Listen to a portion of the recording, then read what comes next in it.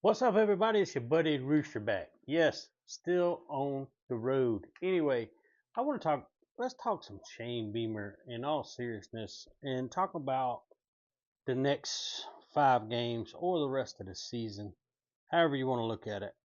Yeah, let me bring it up real quick. Um, the remain the next stretch of games, a lot of people are saying may be the hardest stretch of games of anyone in the SEC or maybe even the country, as most of the opponents we're going to play, of course, are nationally ranked. Um, the lowest one right now, as far as ranking, is LSU. Well, no, Texas A&M, I think. No, A&M's top 10. So you got 4 top 10 teams. You got LSU at 13th. So the next 5 are all within the top 15 in the country as far as national ranking AP poll. Um, so I want to get into is the swag gone. Um, it's funny. I went back and watched the series of Friday Night Lights, and I don't know if a lot of you guys will remember that or go back and watch it. And then there's the fourth quarter. They talk about the fourth quarter. So now I know where Shane Beamer's getting the fourth quarter thing from. That we're a fourth quarter team. Um, is that a recipe for winning football games? Just wait until the fourth quarter to try to win football games, or winning the fourth quarter is going to win you games? I don't know, but it was brought up in that movie, fourth quarter from Friday Night Lights, and then Riggs, the fullback type. Now we know where Maurice Brown got the throwback from the 2005 neck brace was the fullback for the Dillon Panthers in Friday Night Lights, right? There's our reminder refresher. But before we get into the Shane Beamer conversation about is the swag gone, would he be on the hot seat depending on what happens the rest of this season? Don't forget to like and subscribe. Share the videos. You guys made my last video awesome when we talked about Lenore Sellers doing some plays on his own, not actually following the script of. And some people had some comments about the Mike Shula thing and took the title wrong. And I really don't care what people think. The truth is the truth, and I heard what I heard in the teleconference, and Shane Beamer admitted that Sellers ran some plays that were not the play call. They weren't an option. It wasn't supposed to be an RPO. Sellers just took it upon himself to go out and win the football game. Now, over this bye week, are we going to continue to let Lenore Sellers be Lenore Sellers? Are we going to try to revert him back to a pocket passer again? Is the offensive line going to improve? Any of the blocking from the tight ends, the blocking from the running backs, is any of that going to get improved over the next 2 weeks? Um, I don't know, but is the swag gone for the Gamecock fans when it comes to Shane Beamer?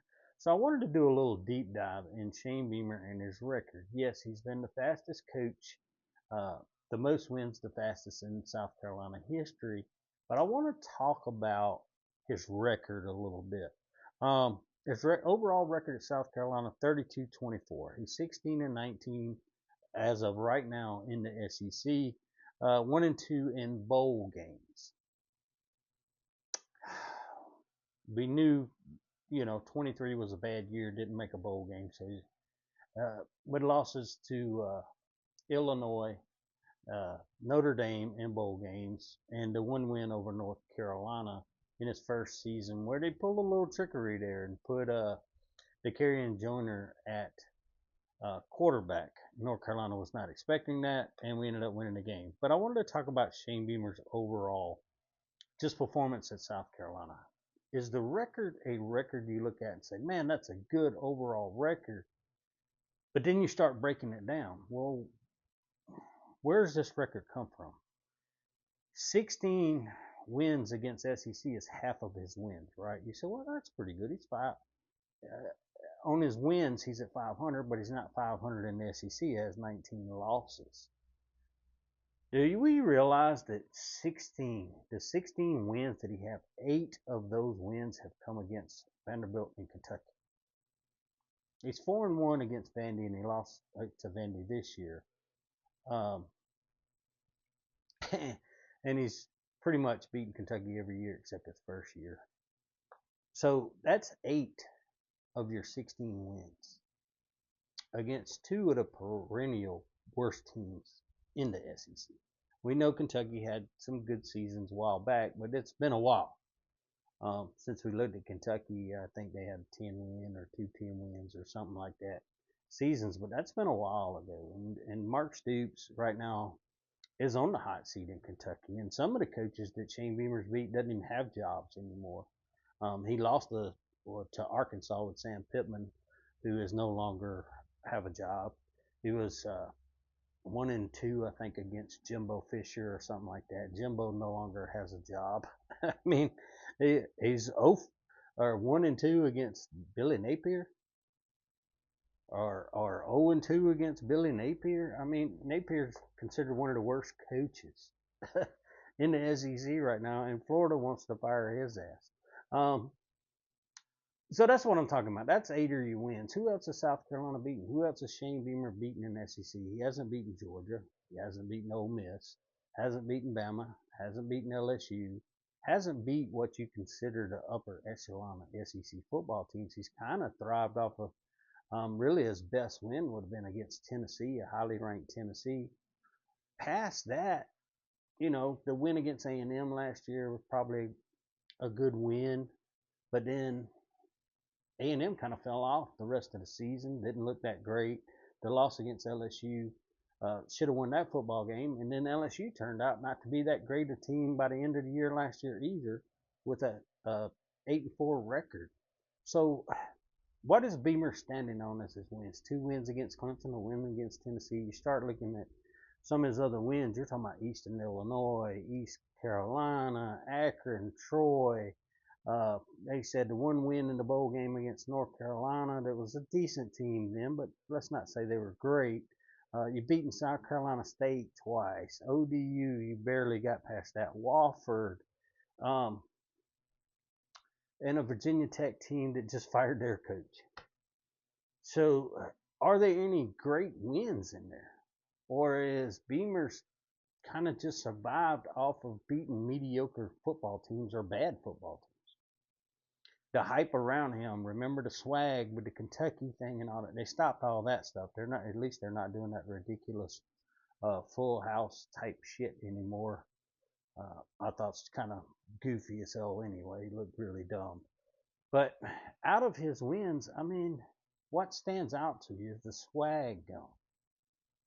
Is now some of the antics that we see Beamer doing and some of the same old canned coach speak that he keeps saying, getting old to the South Carolina fan base. We want to see productivity on the field. You come back after a great season last year. You went 9-3. Let's just face it.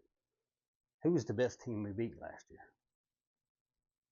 A Clemson team that made a playoff, that struggled through winning the ACC because everyone else was terrible. But who, honestly, at the end of the day, you say, well, we beat a couple teams that happened to be ranked at the time we played them, which was Vandy, coming off the Alabama win. They bumped Vandy in slow. I don't even remember what they were. A&M at the time we played them was kind of the big dog in the SEC, but they hadn't played a tough schedule either. Had to bring in a backup quarterback. Marcel Reed played. They struggled with their quarterback situation at A&M. So is there a win that we can set and lay our hat on? Because both of the Clemson wins, realistically, the Dipsy do whatever Clemson tried when the first time Beamer beat them, fumble and all that stuff on the kickoff by Antonio Williams, and then last year Lenore's has to make a Superman play to score a touchdown for us to beat Clemson in that game. But where is the defining game for Shane Beamer's career? Would you say it was the Tennessee win? Probably the one win you look around and say, well, that was a dominant performance. South Carolina won that game. But Hendon Hooker gets hurt, so they don't have him realistically most of the second half. And they turned the football over quite a bit in that football game, too, for South Carolina to win that. But the defense has been pretty good. Last year was really good. This year, so-so.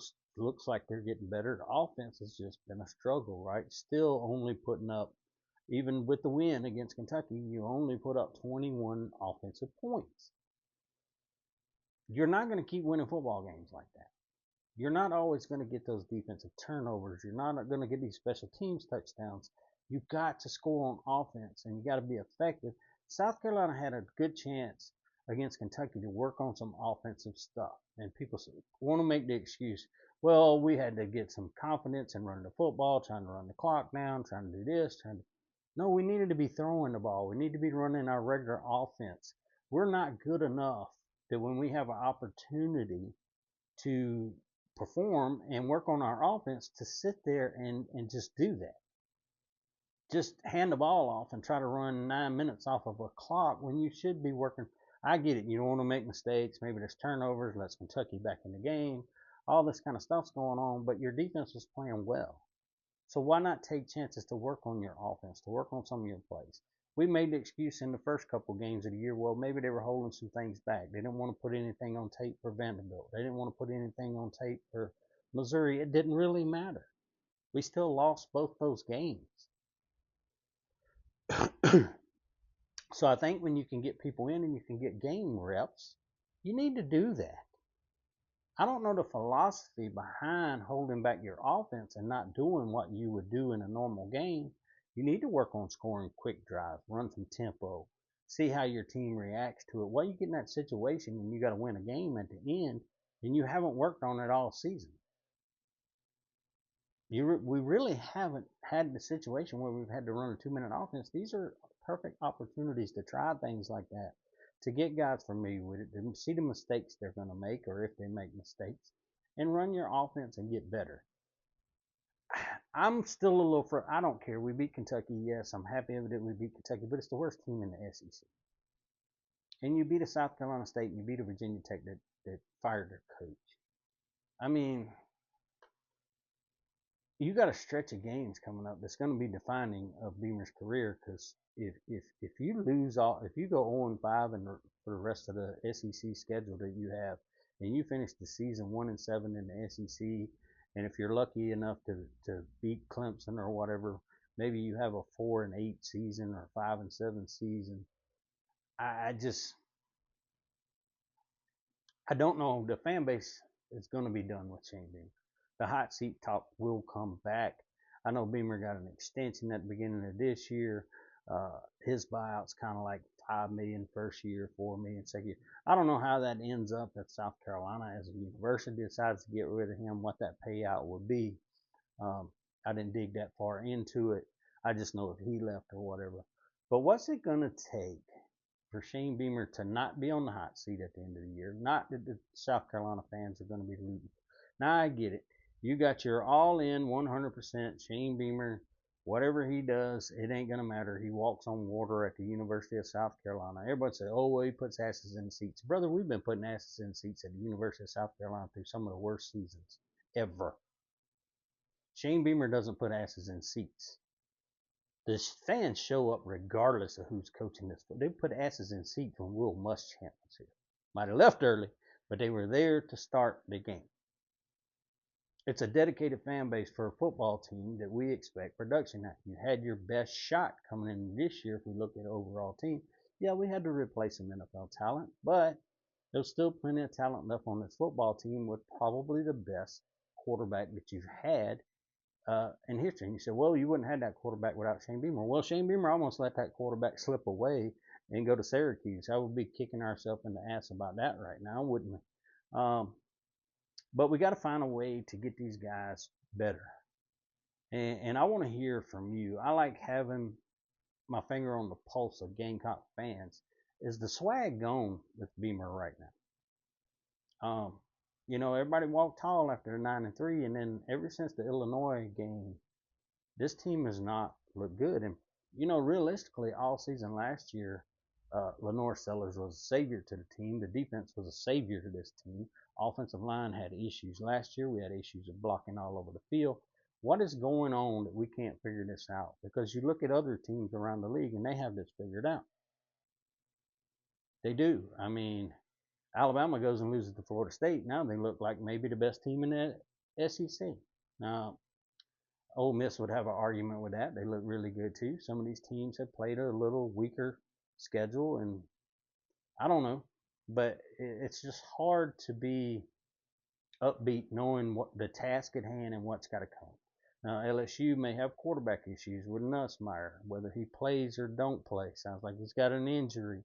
They had an injury at running back. Is Durham going to be back for that game? Anderson, one of their best wide receivers, is he going to be back for that game? South Carolina, how healthy are we? Who's going to be back for our game? Collier's got another 2 weeks now to work on the injury that he had coming back. But traveling down to LSU to win a football game is going to be tall task and tough no matter who their quarterback is. Now, I don't like Brian Kelly. I think he's a little angry man. Um, and I just don't think he's that great of a coach. I think he got away with a lot of shit with the schedules that he played at Notre Dame that made that team look a lot better than it really was. Now he's figuring out the SEC is not that easy. And South Carolina's kind of slipped, man. You got to put us in the bottom 4 or 5 teams in the league. You can't even look around and compare the difference. You already lost to Missouri, you lost to Vanderbilt, you've only beaten at Kentucky, and some coaches with less time have looked better. Lebby at Mississippi State's looked better. You got to say Clark Lee has gotten Vandy playing better. Eli's owned South Carolina and Shane Beamer. I mean, what as a fan, when I look at this football team, you see all the potential in the world. But what team shows up on Saturday? That's going to be the question when we travel down to LSU. What team shows up? Are we going to look like the team that struggled through the first 4 games, or are we going to look like the team that showed up against Kentucky? Because if we show up like the first 4 games, we're going to get the shit kicked out of us, and we're getting on an airplane with our head hanging. If we look like the team that showed up against Kentucky, now don't get me wrong, LSU's a much better team than Kentucky, but we played much better also, and probably made Kentucky look a little worse than what they are, if you can say that's even true. That's kind of just maybe making an excuse. We'd have to see how Kentucky finishes out the year and how well they're doing. But I want you guys to tell me, is the swag, all this stuff just worn out on Beamer right now? If he loses all this, depending on if he's a 4 or 5 win team again, is Shane Beamer's name back on the hot seat? You guys tell me what you think. Please don't forget to like and subscribe. And y'all just keep hitting that thumbs up. Keep hitting that thumbs up and keep hitting that views. Keep sharing Rooster Man out. I really do appreciate it. The little channel is just growing great and awesome. And we're realistic Gamecocks over here. I'm not gonna sunshine pump you, and I'm not gonna drag you through the mud every week either. I'll talk about the positive, but I'll also talk about the negative. Until then, y'all have a wonderful, beautiful rest of your day. Peace.